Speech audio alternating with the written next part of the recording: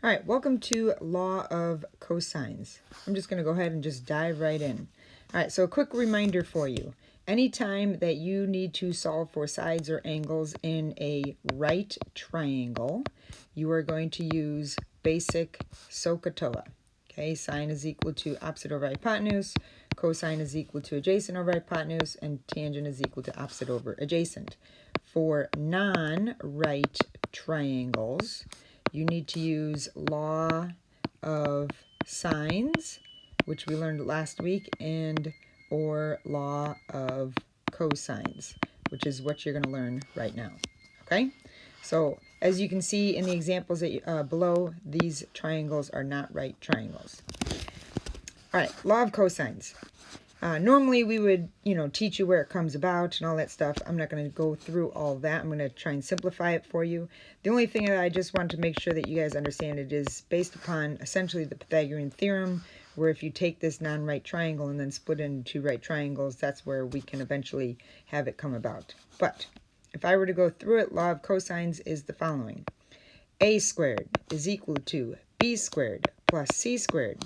Notice that it looks a lot like the Pythagorean theorem. Minus 2bc cosine of A. All right, so the one thing that I want you to notice is that the a's are on the outside of the equation. So the side and the angle opposite of each other are on one side of the equal sign and the cosine of that corresponding angle. All right, if I go through another one, b squared is equal to a squared plus c squared minus 2ac cosine of angle B. And then the last one you could probably figure out is c squared is equal to a squared plus b squared minus 2ab cosine of angle C. Right? So this formula is a little bit more complicated than probably law of sines. So one of the things that we're going to talk about is like if you wanted to switch back and forth between law of sines and law of cosines, how you would do that. All right, so right off the bat, since I just got done saying that law of sines sometimes is easier, some people might look at an equation like this and try and use law of sines. Do not write this down, okay? I'm just going to show you that, let's say, since they want to solve for side B, let's say I tried to do that. B over sine of angle B, which is 20 degrees, is equal to side C, 11 over sine of angle C. Well, notice if I do this, I have two unknowns. So therefore, I can't use law of sines. So that's bad. So that's why I need to be able to use something else. So we're going to use the idea of law of cosines. So when I go to set this up, since B is the side that I'm trying to solve for, that's going to be my b squared.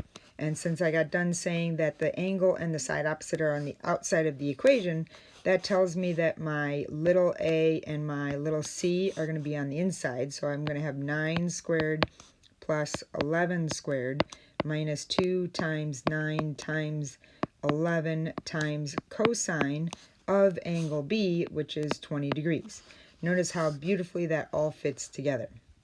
All right, since B is being squared, at some point I'm going to have to square root. So B is equal to the square root of 9 squared plus 11 squared minus 2 times 9 times 11 times cosine of 20 degrees.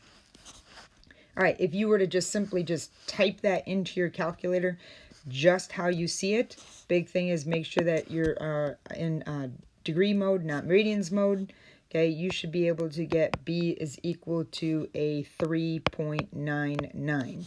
If you're not getting that, you're probably typing it in wrong, or again, you're in the wrong mode. Okay?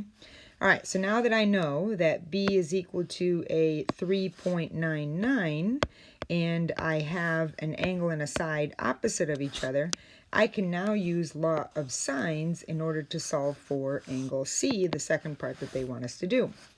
And so if I did sine of angle C over 11, remember angle and side opposite of each other are in the same fraction, is equal to sine of 20 degrees over our 3.99, I can now solve for C. I am going to multiply out my 11 to cancel that out and multiply 11 here. So now I've got sine of C is equal to 11 sine of 20 over 3.99.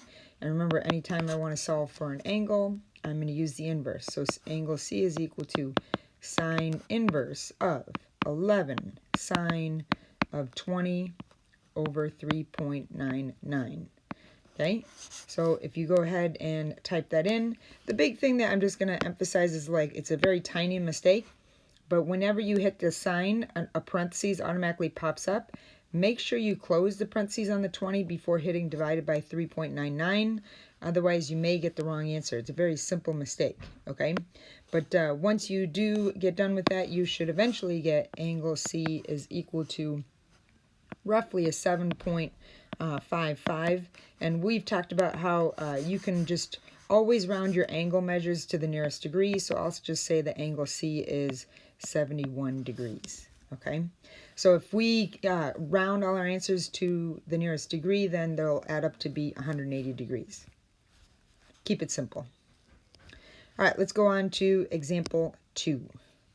All right, for this one of the things that we talked about is that whenever you're doing law of sines, we said that if you have a choice, that you want to start with the smallest angle. Well, anytime you are using law of cosines and you want to switch to law of sines like we did in the last example, then that means that you have to start with the largest angle. And again, there's a reason for that, because remember, when you do your cosine inverse, remember that its range goes from 0 to pi, or 0 to 180 degrees. Okay, so there's a reason why we have to do that. All right, so if I look at this, I have to solve for all 3 angles. So I am going to start with angle B because it is opposite the largest side. And then that allows me to make sure that it works. It's going to give me an angle greater than 90 degrees.